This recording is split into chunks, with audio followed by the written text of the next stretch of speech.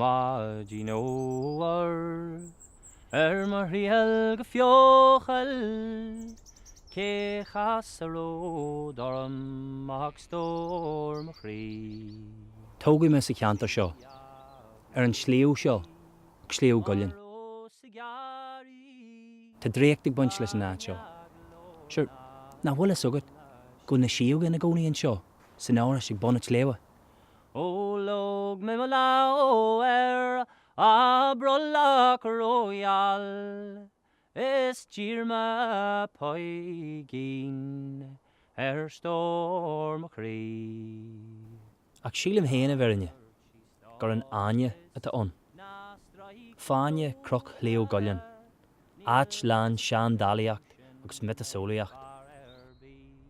War an teanga, na hóran, na scéalta, na géal, taobhistí den aine seo. Chairn a bhíonn sa Sliabh seo, don na tóirithe, don na róparí, Redmond O'Hanlon agus Seamus McMurphy.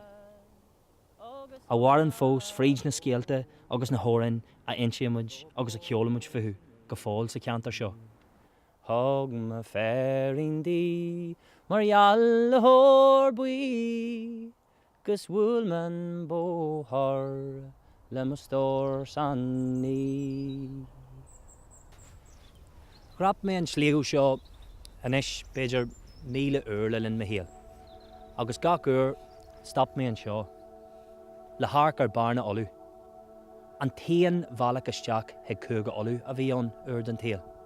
An áit ar thrid Cúthollan in éan méamh agus saidirí connachta nuair a tháinig siad leis an don cúlainne a sciobú. An áit ar thrid armí néal in éan na gáil sul ar Ghlac siad olú fa dhearú. Thiúil fin me cúil agus na féine ar an cosan seo fadó. Thuas ag an loch ar barr Sliabh.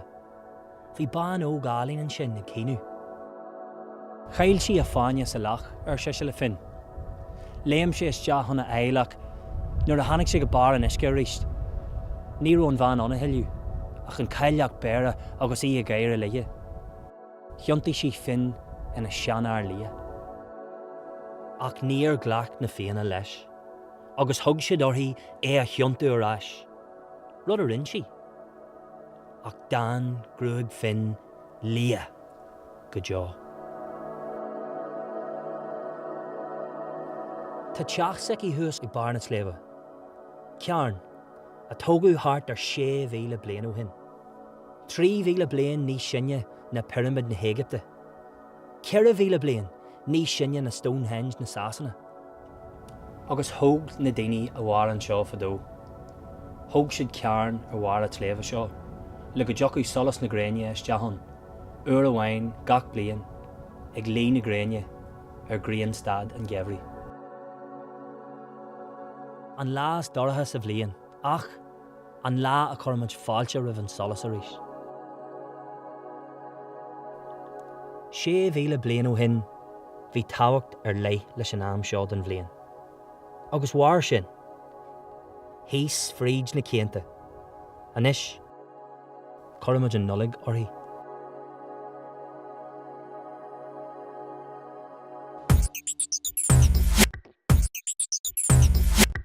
Jan. Fresh. Le.